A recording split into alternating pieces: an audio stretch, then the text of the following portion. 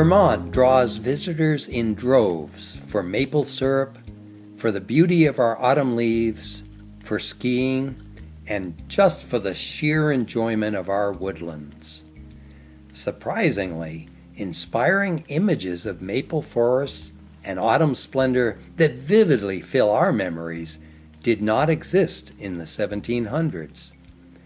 Back then, Vermont settlers had cleared away 90% of the woodlands in the state to raise crops for food and to raise sheep for textiles.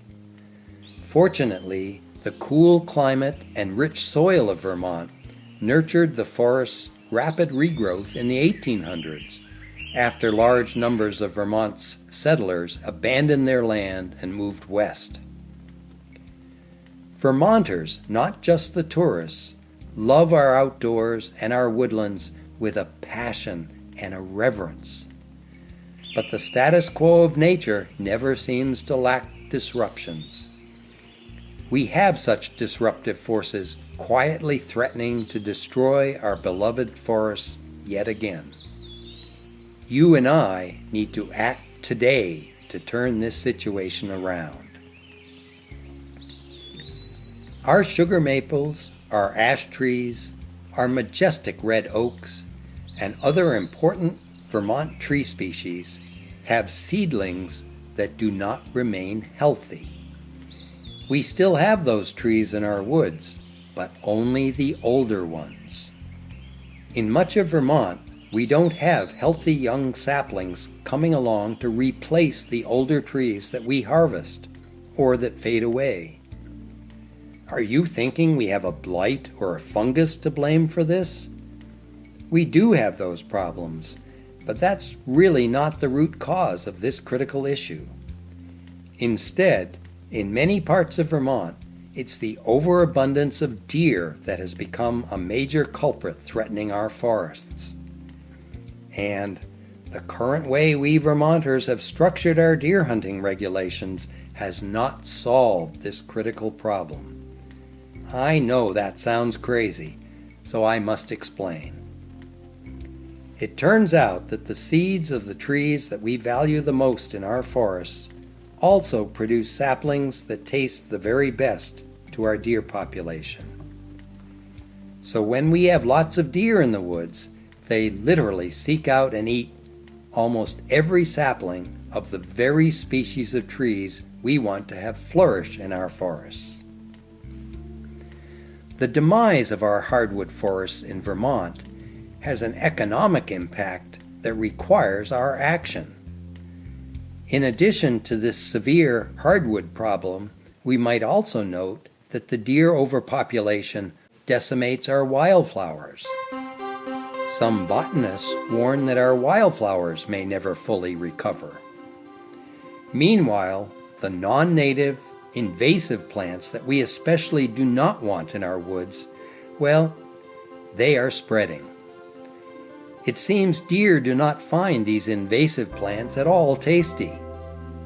So we are left with more and more invasives and fewer new hardwood saplings. How do we get back to having the stable Vermont forests and wildlife that we really want in our future?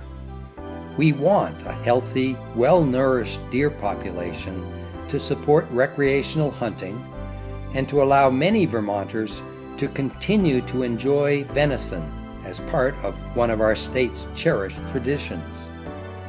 We want productive, naturally regenerating forests that give us wood to build and heat our homes, for woodcrafts, furniture, and all the other ways that wood serves us. We want our maple syrup, along with those inspirational, vivid autumn colors we love. And we can have all these things. We can get those results by managing Vermont's natural resources for a smaller, healthier deer population. We want deer that grow heavier because they have plenty of food without needing to eat every available sapling. We need to lower the deer population by supporting changes in the rules of how and when we hunt does. Yes, does. The Vermont Fish and Wildlife Board can make that change, and they will if they hear from you. This summer, 2018, the board will be writing Vermont's next 10-year deer harvesting plan, so they need to hear your wishes now. Together, we can ensure hunting remains an important Vermont tradition. We can have a healthy and strong deer herd and at the same time save our magnificent Vermont forests for all to enjoy. Write to the Vermont Fish and Wildlife Board or contact your county's representative on the board.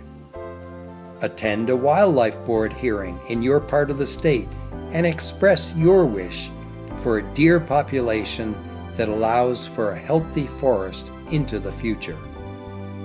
The outdoors we enjoy in this state belongs to us all, but we need to take a stand to protect it. Thank you, Vermonters.